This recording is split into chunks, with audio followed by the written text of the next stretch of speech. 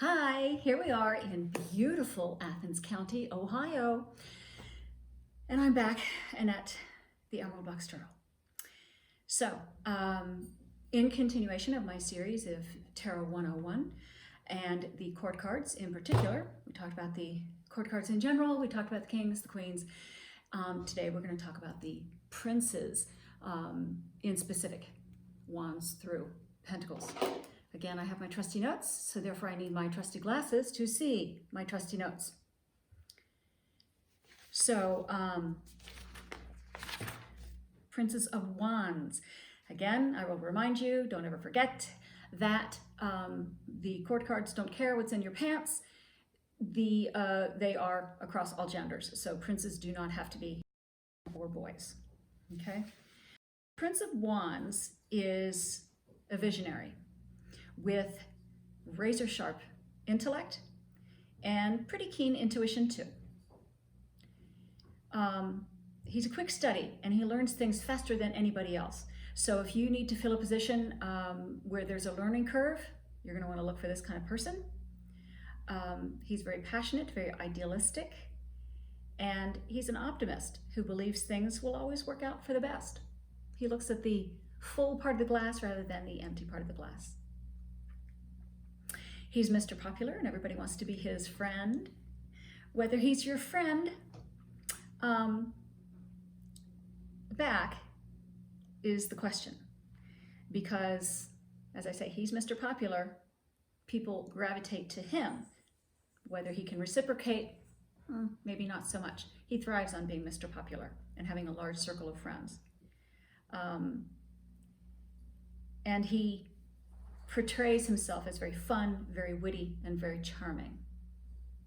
Nobody really gets to know who he is underneath all that.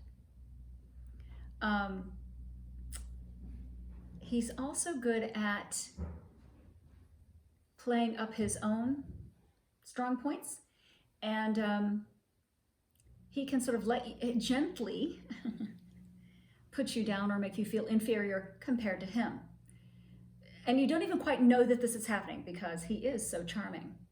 And you like him so much that it's kind of hard to tell that he is being condescending to you. So advice to all you lover people, you don't want to really fall in love with this kind of person. He's got a zillion friends, but none of them are as special to him as he is to you. Proceed with caution with this guy. Prince of Cups, also super smart and seems to know everything about everything. But he doesn't come across as a total jackass about it. Prince of Wands will kind of rub your face in what he knows. Whereas the Prince of Cups, he knows it too, but he's not necessarily going to make you feel inferior to his lofty intellect. He's a very good listener and encourages people to open up to him or try their best at whatever they do. He's often, and because of this, because he is such a good listener and because he knows so much but isn't a jerk about it, people look up to him as a role model type. He's able to adapt to his emotional surroundings. So he's a bit of an emotional chameleon and is to others what he thinks they want of him. So again, like the Prince of Wands, he's not terribly authentic. Whereas the Prince of Wands is a very flashy facade and loves being, liked by everybody. The Prince of Cups really needs to be liked by everybody. And so that's why he behaves in a way that he thinks that others want him to behave, so that they will like him. He's needy, emotionally needy, more so than the Prince of Wands. He's a natural healer and is super connected to spiritual world and practices like Reiki, shamanic healing techniques, sound healing, and other forms of non-Western medicine, and those other forms of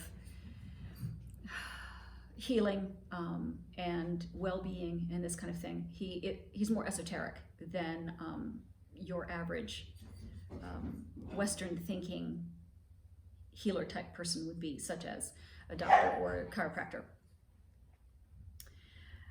The Prince of Swords. He is in a constant state of motion. He has to be doing. He is super intellectual and usually steps forward to take the lead on anything.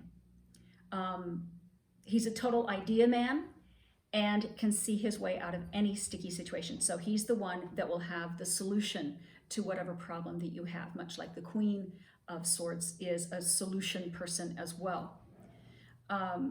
He'll be the team captain and you'll admire him, but you're not really liking him because he's not a super likable guy the way the Prince of Wands and the Prince of Cups are. They're super likable. Prince of Swords, kind of a cold fish, and he sees the people around him as being valuable only in what they can do for him.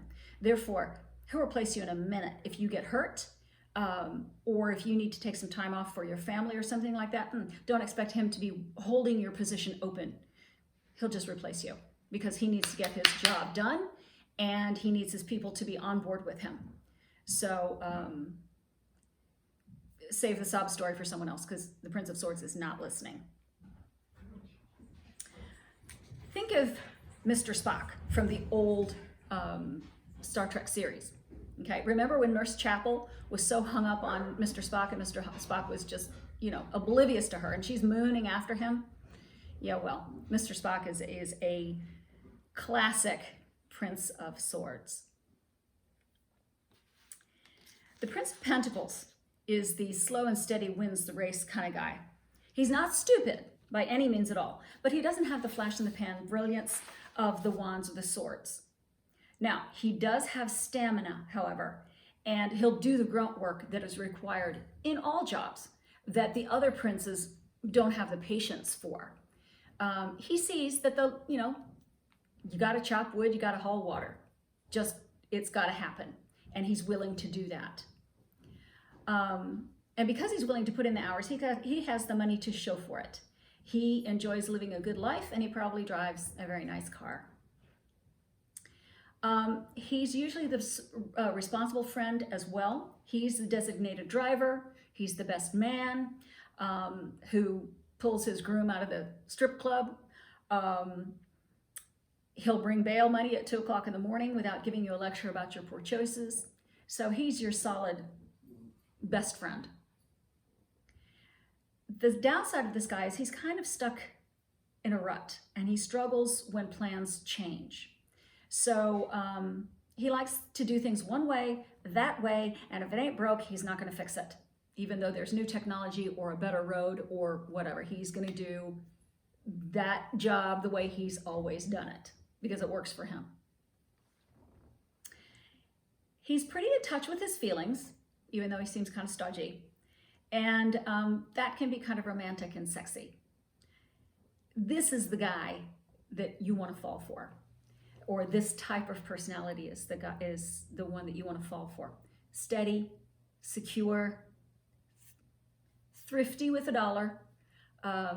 Okay, yeah, a little bit boring, but romantic, sweet, in touch with his emotions, which means he can understand and feel yours as well.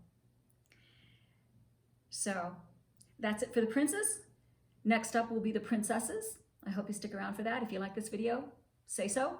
And comments are always welcome. Subscribe to my channel if you like, and I'll see you next time. Bye, kids.